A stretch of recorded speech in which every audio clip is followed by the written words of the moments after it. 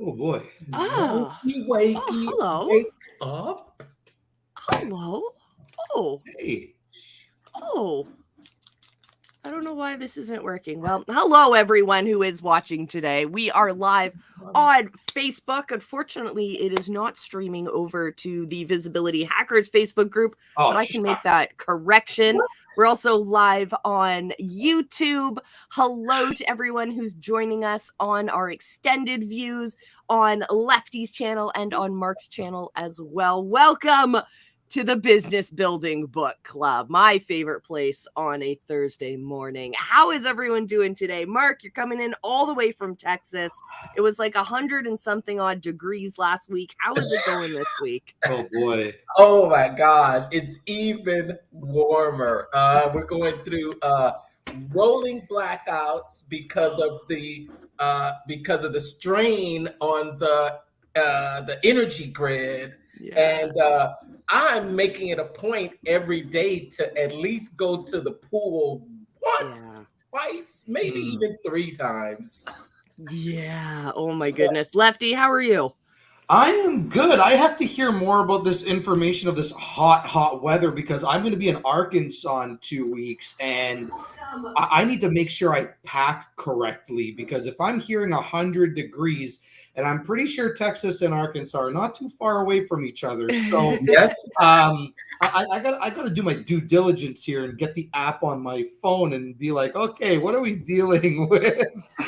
Yeah. You've been down here before, Lefty? No, not that. No, not to your neck of the woods. I think the closest, and I'm pretty sure I'm still far away because my geography with states is completely ass backwards. Hey, say Missouri. That's the closest I can think of. Okay. Where in Missouri? St. Louis. St. Louis. Okay. So you're just a little bit further north. We are the bottom, I would say the bottom center of the United States, Texas. You know, Yeah. I think it's the biggest state land-wise. And there's the saying is that everything is bigger in Texas. I was going to ask you, is that actually true? Yeah, it's true. Oh, wow. Yeah. Texans like to think that it is, so they make things bigger. I mean, food, events, they just do it big here. They do it But big. fun fact, and I could be wrong, but I heard that the cowboy originated in Arizona. Texas just adopted the cowboy. They probably did. I think the cowboy actually started in Oklahoma and Indian Territory. Yeah. Okay. But that's a whole nother story. But we have a different story today because we're talking about the brand gap, ladies and gentlemen. Oh, look at that transition. Oh, but this is an awesome we can book. talk about branding all we want, and we will. But I want to give you guys a little heads up. Welcome to the summer edition of Book Club. We're going to do things slightly different for the next few weeks, just so that we have some kind of a summer vacation. And I know a lot of you are going away for the summer. You got the kids gone. Maybe they're at summer camp. Maybe they're home, and you're still trying to hustle with your business. You're still trying to learn and get the most out of all of the great books that we have here on the Book Club. So what we've chosen to do for the next couple of weeks is to read some much shorter books. The book we're reading right now, we're going to take 2 weeks to read it, but you could literally read it. It is designed to be read in one flight. It only takes a few hours to read through the whole book, but we're going to read these shorter books for the next few weeks. So you have those quick grab and go books that you can still get some great knowledge out of in a short period of time. So think about your road trip books, think about your weekend books, all of those kinds of things. You don't need to be hauling around the big ones. Sitting We'll say by the pool. Sitting by the pool, exactly. We're going to read some nice short books that, hey, might even be a great opportunity to read these shorter books with your teenagers. Get them involved in the process as well. So without further ado, introducing The Brand Gap.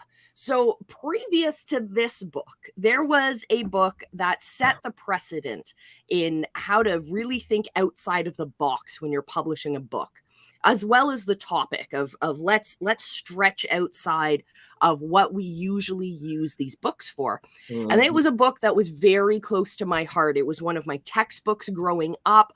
I went to a school that was partly designed by that author. And the book was called The Medium is the Message, from the one and only Marshall McLuhan. He's a Canadian theorist, talks about communication theory in like the 1960s. And he came up with this crazy idea, which we were on track for a long, long time, that because of technology that we have available to us, like this was long before the internet, he was publishing this. He was talking more along the lines of TV and radio communications and text and publishing, but the internet set that on fire as well. And his idea was that because of these technologies, we would all become one global family, one global community that shares the same language, that shares the same global culture. And I think that idea is really radical and really interesting. But what I personally was like, that's how I grew up, this crazy radical thinking idea.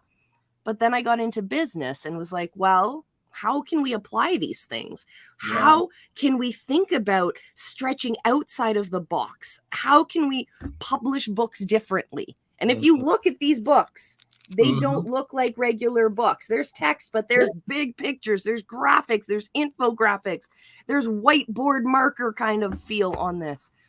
So the next step in that process, if you're along the ride with me here, if you're like, heck yeah, we take these crazy ideas we have when we're teenagers and now we apply them to the realities we have in our businesses, well, this is where the brand gap comes in.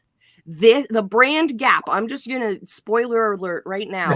We're talking about the bridging that gap between the visuals, what we're seeing, and that brand, and we go way deeper into what a brand is, and the strategy we have with our business. So often there is such a space missing. These are two, usually in big companies, two very different teams. But I want you guys to bridge that gap. And this book, oh my goodness, is such a quick way to change the way we think about brands. And that's why I want to dive into this. I'm so excited. So first off, I want to hear from Lefty, because Lefty was the one who suggested this book. So Lefty, so far, we've read about half the book so far for today's episode. But so far, what are your thoughts? What inspired you to bring this book forward for the book club? Tell me what your thoughts are and what you've learned so far since you've dived back into it. You know what? This book was the reason why I like it so much is because, like, I come from a territory where a lot of people in the business world probably have never experienced. Maybe some of you have, like, back when I was in high school kind of thing. But typically the majority of people who are in business did not go through what I went through, which was being a touring international DJ for 15 years. Being a DJ is all about branding, right? Like, you look at I was no David Guetta or Steve Aoki or Tiesto or all these big commercial brand names, but when you look at those guys, you can automatically hear their music just from saying the name. Like, you can close your eyes and feel where they are, right? Because it's not so much about their messaging, but their branding makes them these larger than life characters. So I realized the importance of, like, branding pretty much from like a young age, from when I was at least, well, I mean, I got into this when I was like 14. So I'm going to say, like, by 18 years old, I was slowly starting to have a good idea of, like, what branding actually meant. And then when this came out, it just brought me back to that time where I was like, oh my God, yeah, like I remember doing a couple of those things. And it's like now I'm relearning everything to put it into my business again. And that's the one thing with everything that I do is I need to make sure that when you look at something of mine, you can turn around and be like, Lefty did that. That's a Lefty video. That's a Lefty image. That's a Lefty. You know what I mean? Like that's how I position myself. Not so much of the whole thing of like, oh wow, Lefty made a good point. You know, message is great, but I look at it as if you were to put me in one of those interrogation rooms with 6 other brands around the same playing field and level as me, could you turn around and be like, that was a Lefty video? And that means the most to me. And that's why I focus so much on branding. And that's why this book can literally help so many people because it's been such an amazing refresher for me. Yes, absolutely. So Mark, I want to know from you, in the first few pages of this book, they explained what branding is. And they talk about what branding isn't. And they talk about what branding isn't exactly. Did any of that surprise you? Absolutely. Yeah. Oh, I probably would not have picked up this book on my own. So one thing I love is that we're all choosing books, and it's giving us this this broader knowledge base that we're building on. And I didn't know who Marty. I wasn't familiar with Marty Neumeier, if you were, but you all have introduced me to him as well as Marshall McLuhan. Thank you both for that. My life will be better because of it. And so just one thing, you know, after you're introduced to someone, there's something that I like to call the shadow funnel. Is you see someone first, you watch their ad, and the next thing you do is you go and Google, and then you start to do a little bit more research about them. That's the shadow funnel. And so just a real quick note, I saw a few interviews conducted with Marty Neumeier, and where he was really sharing more deeper insights into why he wrote the book.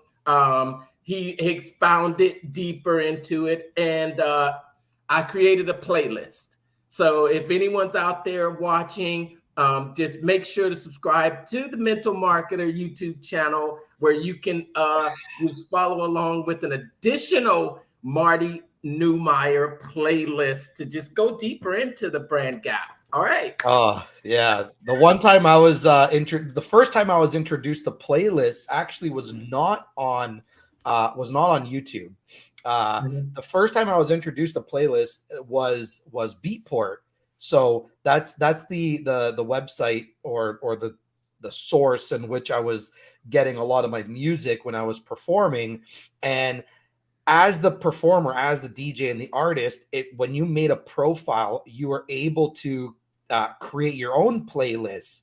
So I would always do like my top 10 of the month, and then it would give an opportunity for like my fans, if you want to call it that, or my community members, because they still technically were community members, an opportunity to be like, oh, like what's in Lefty's ear this month, you know what I mean?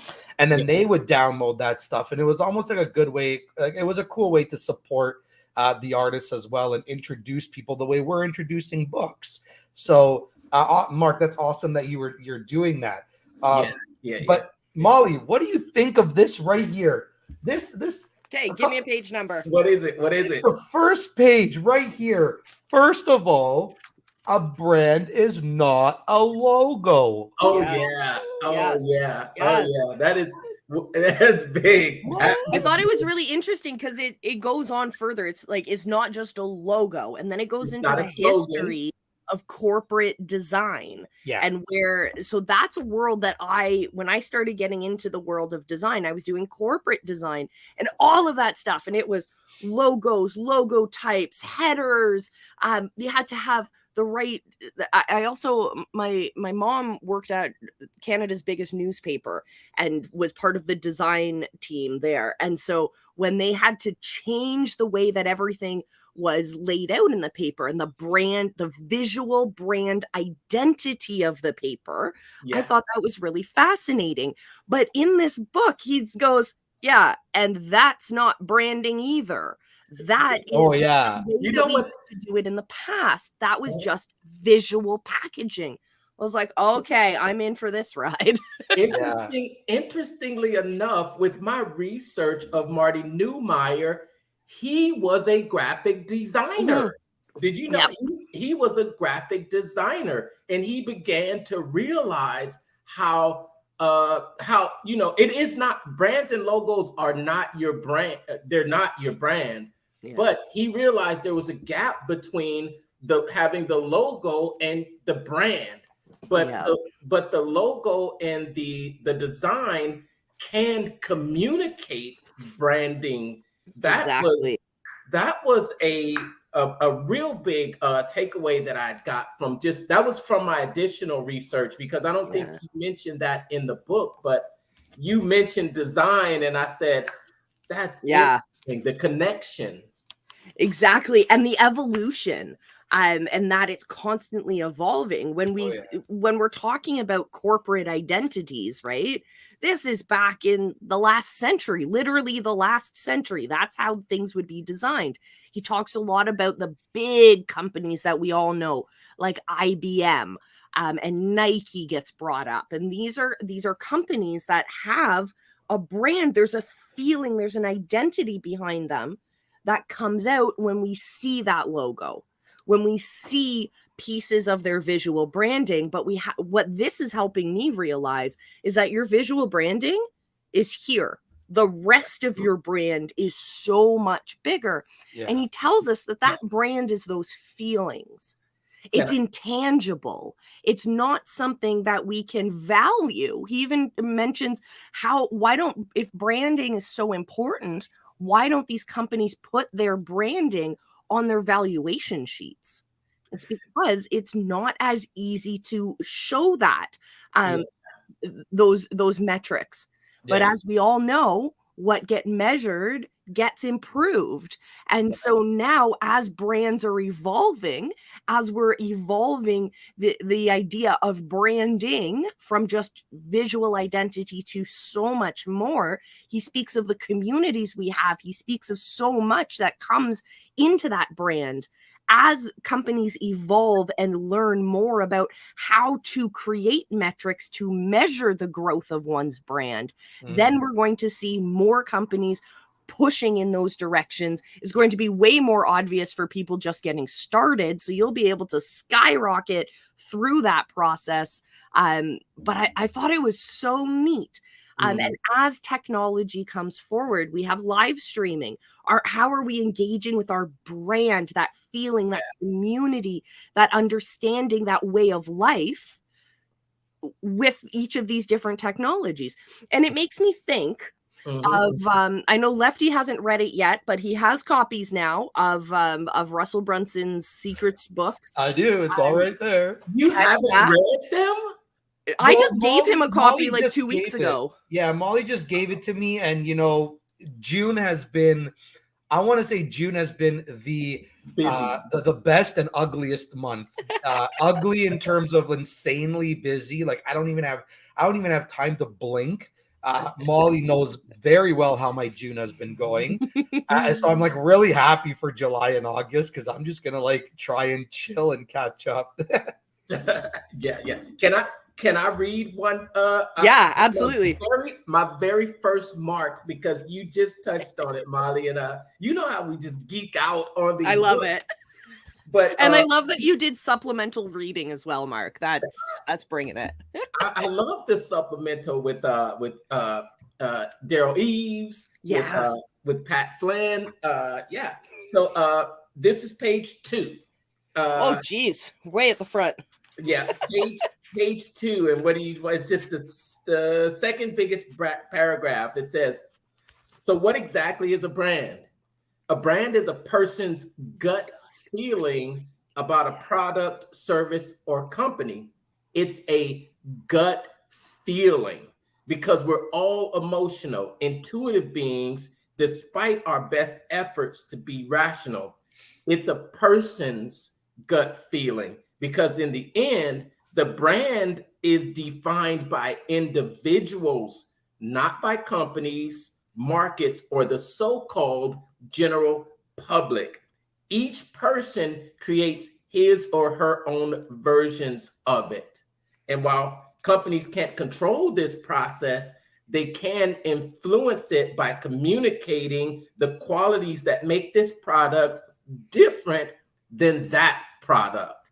That is, I believe that's a great summary of what branding is. We think it's something, but it's really what the other person's feeling is about your brand. When I think about some of my favorite brands, like I'm gonna go to a brand like I'm gonna go a sports team. Yeah. One of my favorite sports team is the Los Angeles Dodgers. Yep.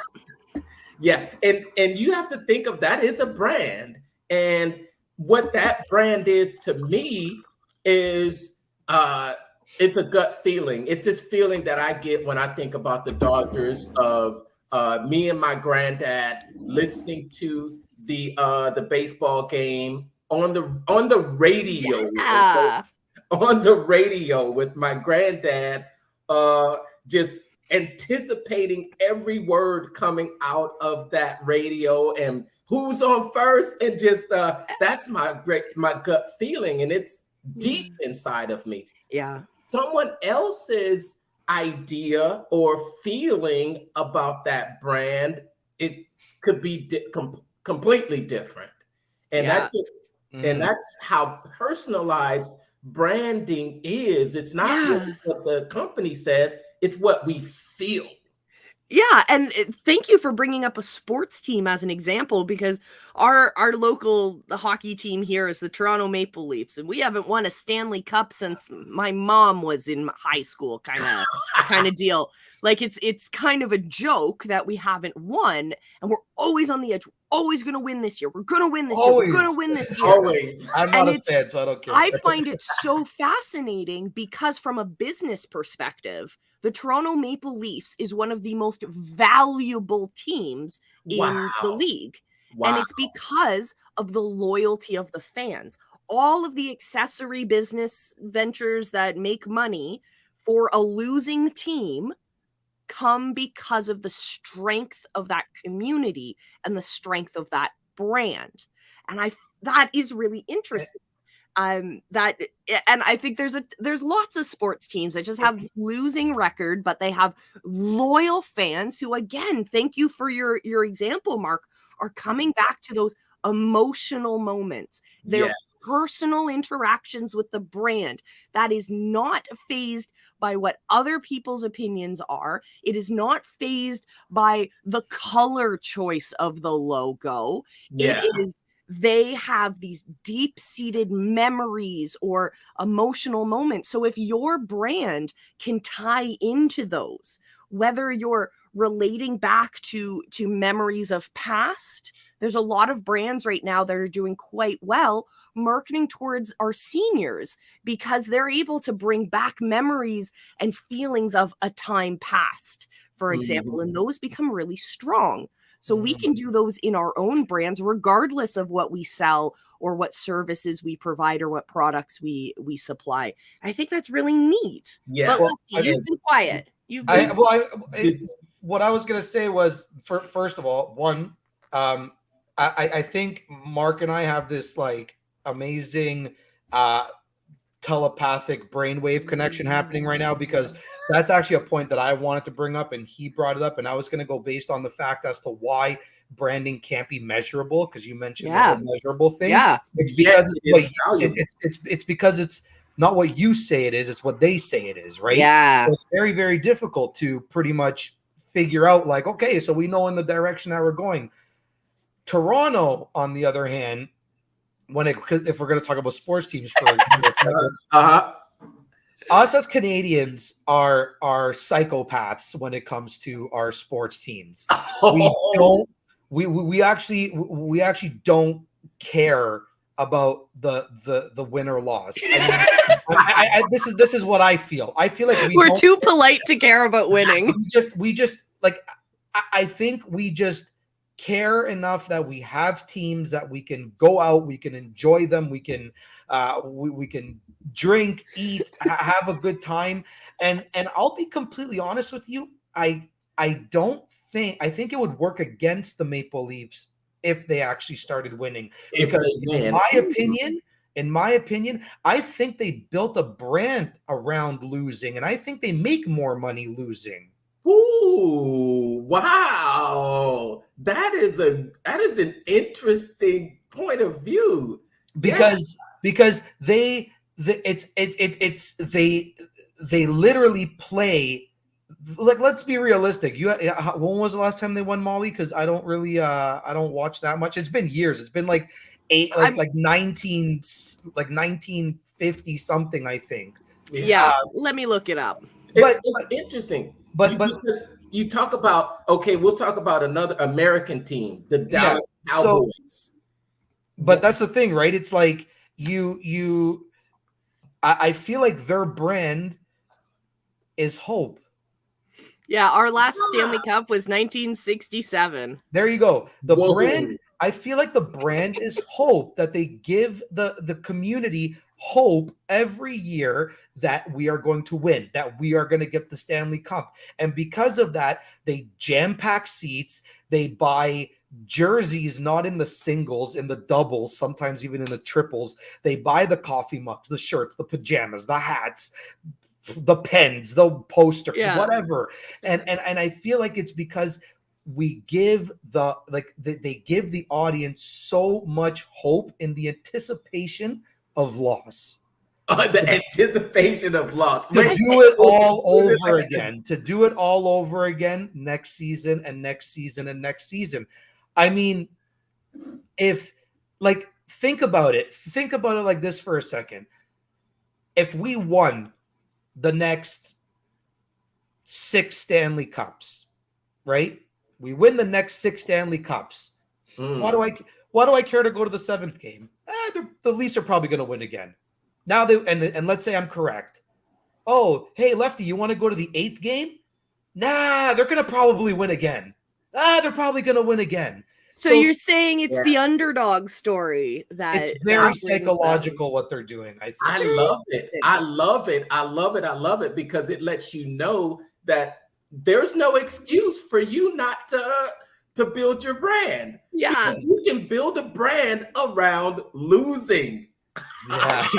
That's really in a positive way too, because I'm looking at the Wikipedia article for the Leafs and just scrolling through pages, you get these random photos of like Matt Sundin, one of the former coaches from like the early 2000s, and I'm like, yeah, I remember that era. It brings me back to that feeling of we can do it, which translates back into I can do it, even though I have nothing to do with hockey. Yeah, that's kind of it's kind of interesting, and we could talk for hours about sports. All right, but I think it's kind of neat.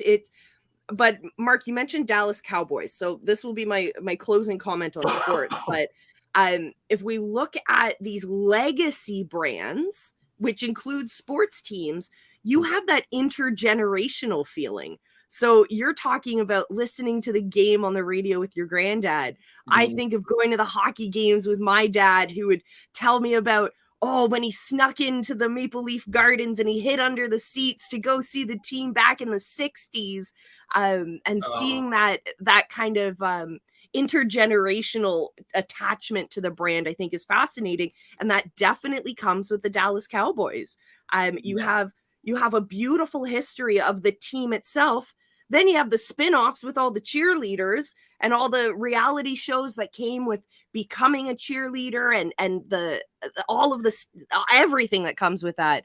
What a cool brand. Yet, and yet they have not been a winning team for years. It's been years. But they still manage to stay at the top of everyone's discussion every year.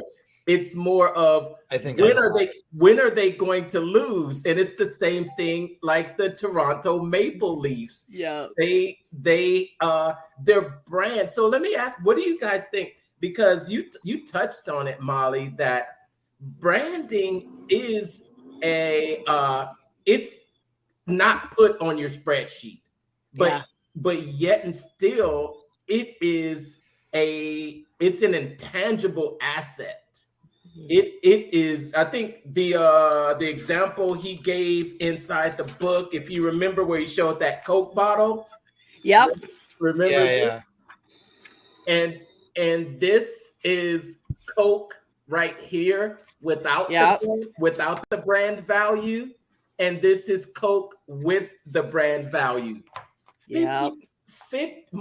Almost more than 50%. Yeah. And he talks a lot about I think something else that Russell Brunson has mentioned before, and that's the nope, hold on. I started my sentence and then I forgot the other half of it. Where's your coffee? Where's your tea? Yeah, exactly. I'll come back to that. I forget. Well, Mark, I want to mention something about what you were saying is we were talking about Coke, Molly. Yeah, I don't know. Lefty, you talk. Okay, yeah, no, so I wanted to bring up a good point where it's like the Dallas Cowboys did exactly what Old Spice did to revive themselves, but they did it without needing to revive themselves. Football is a manly man sport. Let's be realistic. It's one of those like aggressive sports. So just like me, personally, what did I want to do when I wanted to fill my dance floors? I targeted my sets to women, because if I knew that I targeted my sets to women, the men would follow, right? So the Dallas Cowboys did not, in my opinion, did not brand themselves around the team, did not brand themselves around the sport, but they branded themselves around their cheerleaders. Because why do you even know the Dallas Cowboys? Because it's all about the cheerleaders. They literally put their cheerleaders on a pedestal. They've made an entire brand and a community around the cheerleaders. So I thought that was awesome, because hey, how else do you play off of testosterone? By throwing a bunch of good-looking women in the mix. Like, let's be realistic. It's as sexist as it sounds, it's a smart play. You think that's a little risky in this day and age? Because when you think about it, that was really back in marketing has evolved a lot. And back then it was, you could really easily use scantily clad women. Like that's what attracted people. But also on the other side of that is, if you bring that exact same tactic nowadays, you're playing a different game. You're now playing the game of controversy, because people are going to have opinions about doing that either way. So as long as you're not outwardly exploiting these women and they are being paid appropriately, they are being treated with respect, they are treated as if this is a serious career, because it is part of the machine of the brand. Then you'll have people who are like, yay, I love the ladies, this is great. And then you'll have people saying, oh my goodness, this is horrible, this is the worst thing you could possibly do, let's boycott it. But it brings about conversation, it brings about stuff. And you know what, Jen agrees with me. Hey, look, it's it goes down to exactly what we spoke about before. It's not what you say it is, it's what they say it is. Yeah. So it's not the Dallas Cowboys flaunting their cheerleaders to get attention. If I, as the person in the stands, decides in my brain that I'm going to sexualize that, that's on me. That's not on the team. So yes, of course, people would have their own opinions of it. And, I don't know. In the way I look at it is that if you remove cheerleaders from football, I think football would lose its essence. Okay, let's move away from sports for a minute. Yeah, let's move away from sports. Let's move away from sports. But I think that brands actually communicate. I think they communicate things. Not, they can do things that will influence you to think a certain way. Yeah, absolutely. But you guys want to get a little controversial? Love it. I love Bring it controversy. Talk about staying on brand, and we'll talk about something that's kind of trending lately, and we'll talk about some of these I'll call them, they've been called woke brands. And there's been some repercussions in the market out there. A lot. One particular, we talk about it. If you've heard about Bud Light. You heard about the recent Bud Light Lefty? Oh, I have. And there's people that have said that they went off brand, and they used the influencer, and they said they didn't know their target market. Yeah. I've heard both sides, really. I don't think that's true. You don't think so?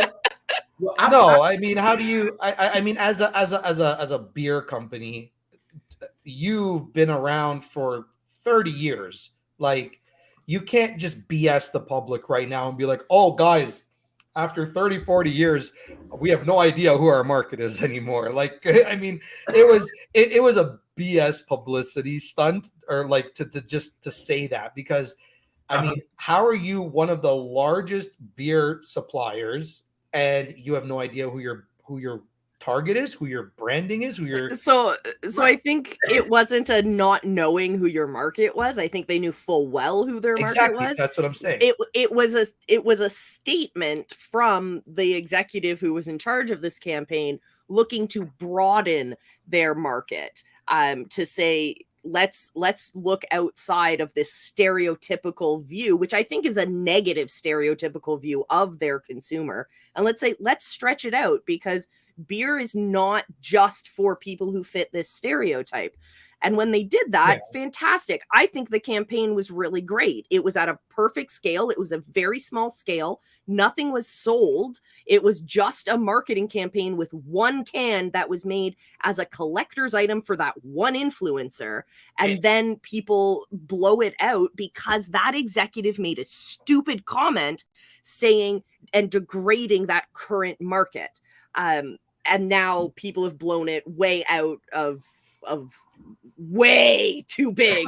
And it's kind of funny, because people then try to make these these like pseudo political statements by, let's burn up all of our Bud Light, or let's check our fridge and like, let's destroy all the Bud Light. Like, this was one of the US politicians. I thought it was so funny. He's like, Kid Rock blows up his beer, and then this politician's like, all right, let's get on the trend. And he opens up his beer fridge and there's no Bud Light, and he closes it and goes, well, that was easy. But his whole fridge was filled with a beer that is made from the exact same flipping company.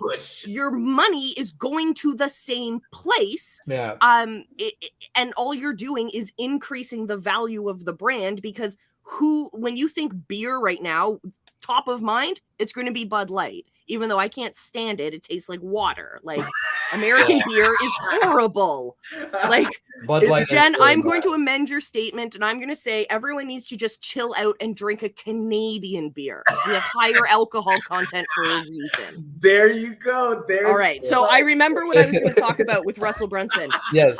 So going back to the value, the intangible value of your brand, there's 3 steps in the customer journey that you need to make sure you are hitting on. First, when people don't know who you are, they need to know who you are. So that's step number 1, being visible. Okay. Step number 2, they need to like you. So you have to put out stuff that's going to get them on your same vibe. And then the most important step is when they trust you. So know, like, and trust, right? Those are, if you don't have those in your brand, it doesn't even matter if you put them on the spreadsheet or not. The people who you're trying to get funding from, or the people who you are trying to buy your company or trying to partner with you, are just going to see your brand and go, I don't know who you are, or I don't like what you're putting out there, or I definitely don't trust your brand because I don't have that feeling of security when I see your brand. I don't see you building into a legacy. I see you doing short flame outs, or I see you just chasing trends or whatever. So we have to make sure that we're building in that know, like, and trust factor. Yeah. And then another thing I thought was interesting that they put here is when they talk about the charismatic brand on the top of page 18. So it says the brand gap. There are two ways to look at the brand gap. Number one, it creates a natural barrier to communication. So this is a bad thing about the brand gap. Right. This is where we have a disconnect between the visuals and the design as well as the strategy. There's a disconnect there, which stops us from being able to communicate and meet the know, like, and trust factors, right? And the second point he brings up, which is a positive of the brand gap, which is it when you play it correctly, when you implement both your design and your strategy in a way that is suggested here in the book, which we'll talk about in book club, is it creates a natural barrier to competition. Yeah. Companies who learn how to bridge the gap have a tremendous advantage over those who don't. When brand communication comes through intact, crystal clear, and potent, it goes straight to people's brains without distortion, without noise, or the need to think too much about it. Yeah. It shrinks the psychic distance between companies and their constituents, so the relationship can begin to develop. These gap-crossing, distance-shrinking messages that are the building blocks of a charismatic brand. And he brings up ideas like IKEA and BMW and Disney and Apple and Coca-Cola, all of these brands that have become iconic and connected to emotions. So in our brands, here's my question I have for you guys. In our brands, and Jen, I want your opinion as well. What are you guys doing to connect your brand to an emotion? So let's start out with, what is the emotion you want to connect your brand to? And then what can we do to bridge that gap? Mark, you want to go first? That is a great question. And that's something I've been really digging deeper into, because it's something that I need this book. Yeah. It is the bridging of the gap between strategy and creativity, and communicating that in an emotional way. So the emotion, excitement is that's what I would like to communicate, and how I try to communicate that is really through just kind of being excited and having that mirrored back. Yeah, having that mirrored back, maybe like a Disney. When people think about Disney, they think about just great feelings because of maybe you've been to Disney before and you've experienced the live event there, or maybe you've seen a Disney movie. So maybe, my goal is to, after you have watched something or something of content, that you leave with a feeling of empowerment and you feel like you can do it. Yeah, I would definitely say empowerment is the emotion that's behind visibility hacking. Definitely. Lefty, what about you? Yeah, I think I'm gonna say like I don't know if I guess empowerment and exciting would be the same thing too. I bring it in a different way, right? Like I feel like, and I could be wrong, but I'm just going based on comments I see, but I look at my brand as if I am I am the Texas version of cinematography, that everything is bigger with Lefty. kind of thing. You know what I mean? Like I feel like when I get responses with my brand, everybody is just kind of like, wow, oh my God, I need that. This is huge. That like and again, I could be wrong, but this is this is what I see. So this is what I'm responding to.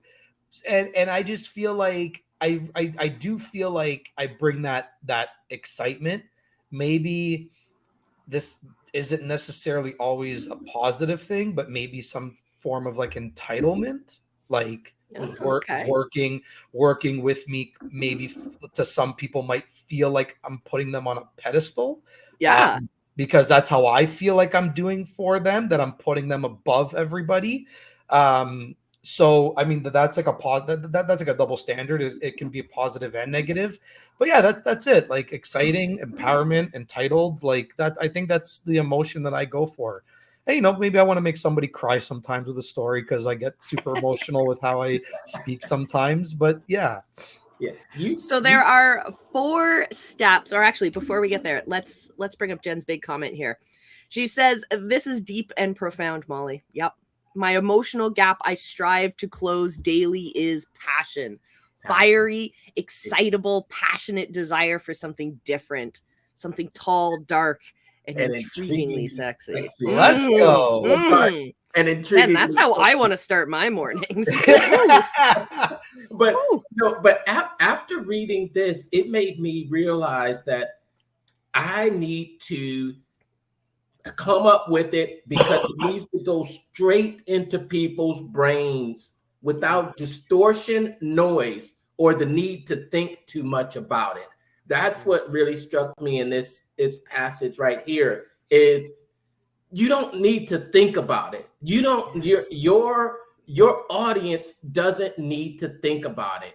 Then the shorter, the more succinct it is, then that's how you're really going to be able to build that brand. And this was, I mean, man, Marty just freaked. He talked about Morton Salt down here. Exactly. And he just showed this little logo down there, and you automatically knew what it was.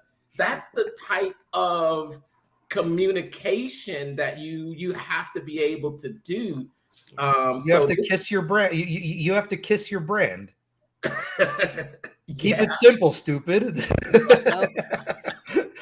You have to. That's it. That's the best way that I can say it.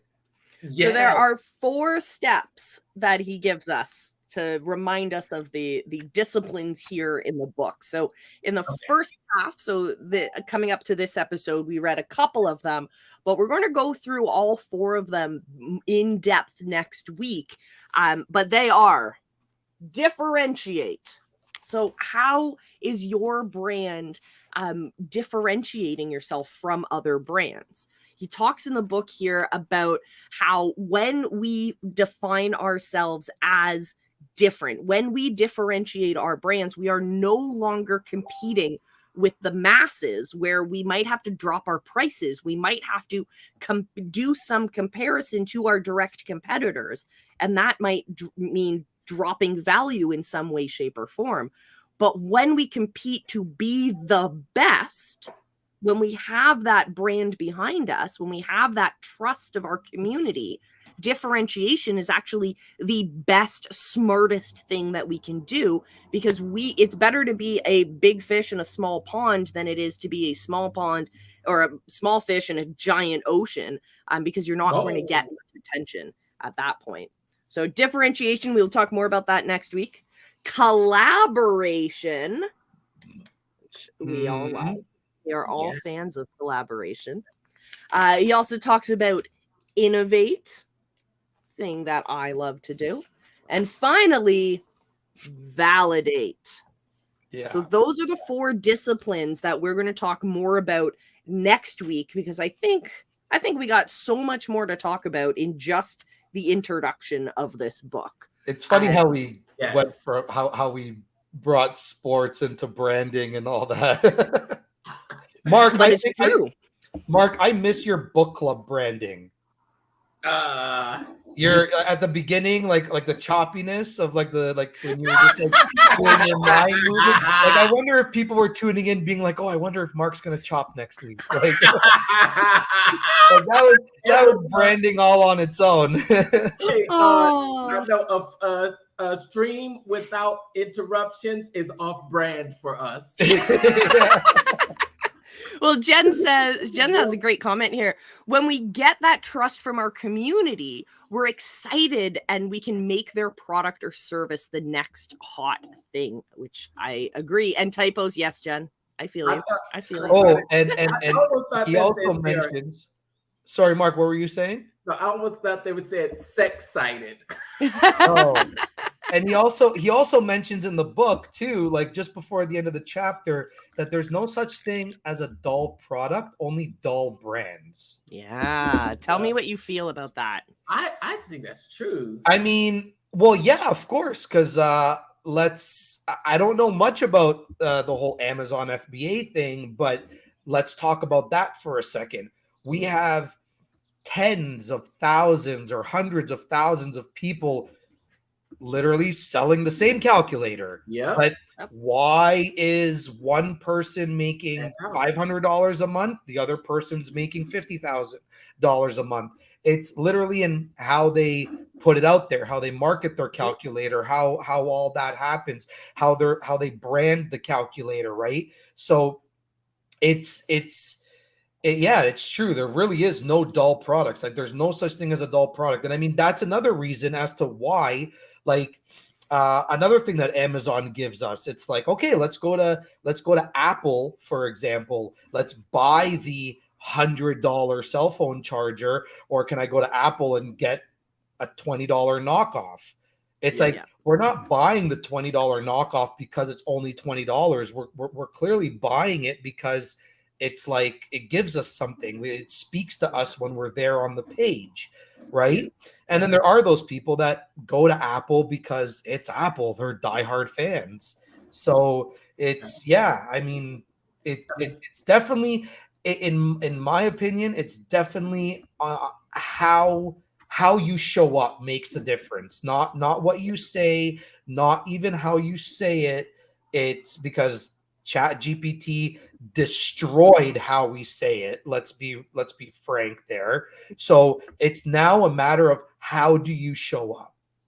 Yeah. When you think about the example that he talks about in the book with salt, how boring is salt? Yeah. Very.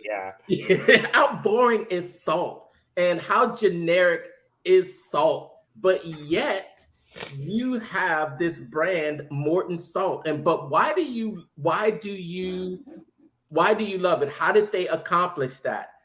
They accomplished it by showing a person in an umbrella walking in the rain spilling salt. And it's not okay, our salt has the saltiest taste. Our salt is the most salty salt you'll ever salt.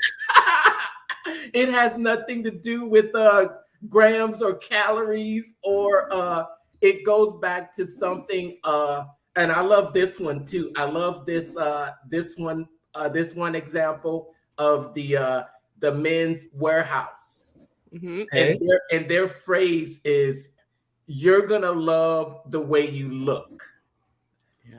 And that advertisement ran for years, and it was very successful. And it wasn't, you're gonna love the shoulders, you're gonna love the length, you're going to love the materials, you're going to love the matching colors. No, it was a simple message, and it was emotional. It was, you're going to love the way you look, guaranteed. And that's those are just some incredible realizations about how you could take something as generic as a suit, and well, I won't say generic because there are different and higher qualities, but it's no different than 15 million other companies out there selling those suits. So that's how you it's about communication. And when you communicate that feeling, then you can be successful. You can be the one on the top. And there's a lot to learn in this chapter in these books as we It's so Oh. good. It's so Well, good. we love books so much that we're going to do something a little bit different for the summer.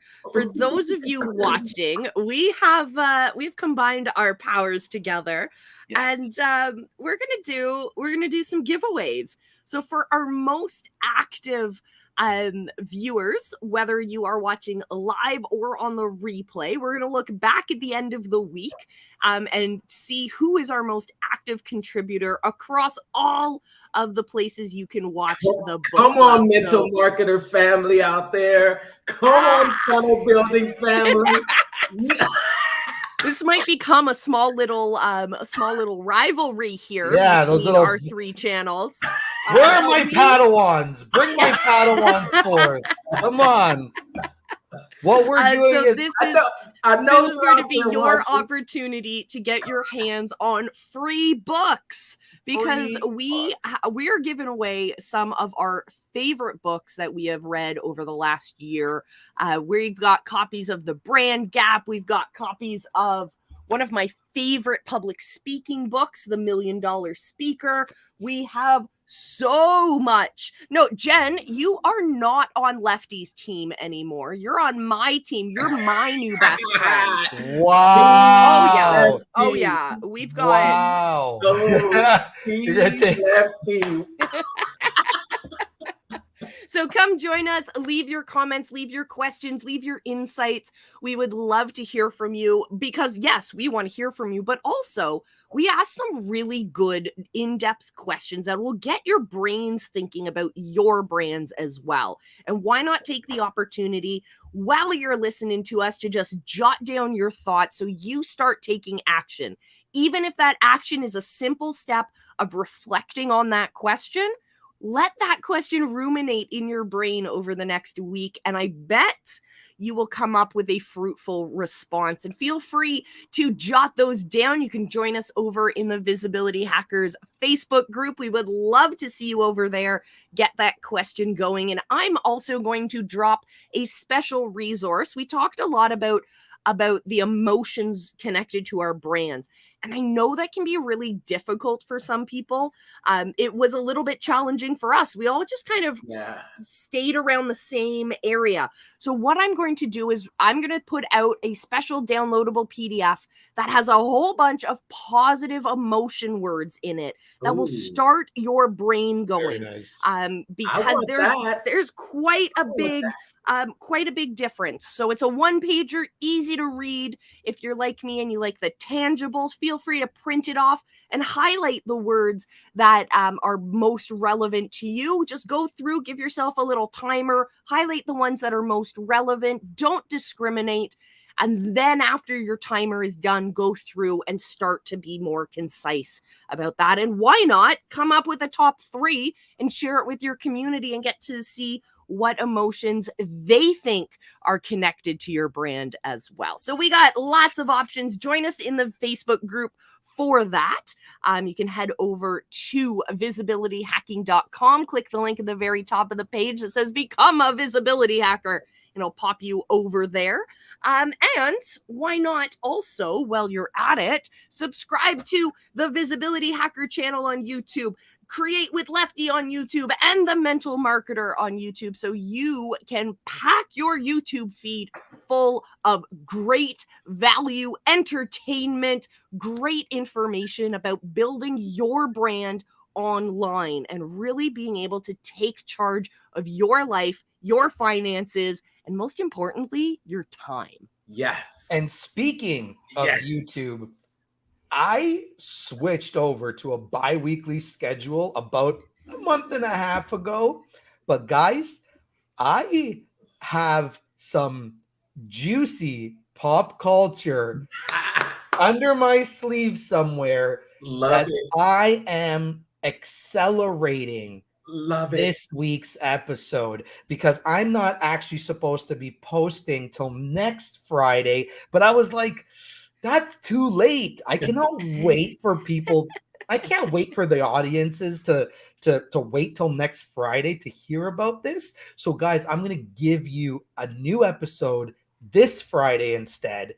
That way, you won't see anything the following Friday. Sorry, but you'll be happy that you tuned in this Friday.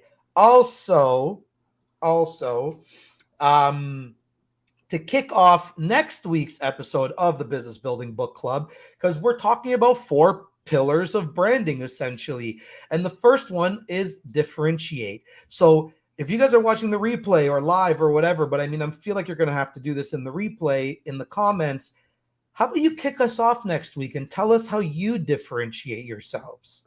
Yeah. We want to know. Yeah. We'll read the comments. That's how we will start next week's episode. I like it. Yeah, I like it. Comments. Yes, nice.